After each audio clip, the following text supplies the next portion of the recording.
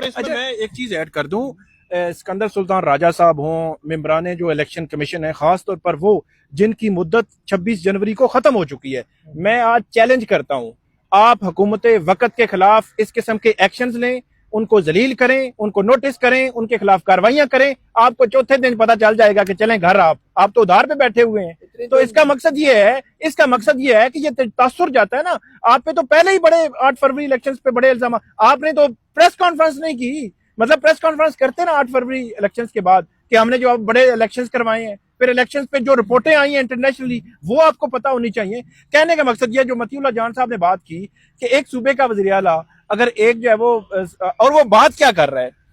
वो ये कह रहा है, और ये इलेक्शन लॉज में लिखा हुआ है कि जितने भी वहां पे रिटर्निंग अफसरान होंगे, जो डिस्ट्रिक्ट रिटर्निंग अफसरान होंगे या बाकी जो इलेक्शन का अमला होगा, अगर वो किसी किस्म की धांधली में मुलव्विस होगा, उसके खिलाफ कार्रवाई होनी है। बिल्कुल, ये बात थोड़े से मुख्तलिफ पैराए में सोहेल खान अफरीदी कर रहे हैं कि आप अगर इलेक्शन धांधली में हुए मुलव्विस, वो ये नहीं कह रहा कि आप जनाब जो मेरे कैंडिडेट को सपोर्ट करें, वो ये नहीं कह रहा, वो वही बात कर रहा है जो इलेक्शन कमीशन के लॉज में लिखी हुई है। तो कहने का मकसद ये है कि थोड़ा सा मेरे ख्याल में दिल बड़ा करने वाली बात है। और इलेक्शन कमीशन की कार्रवाई अगर फेयर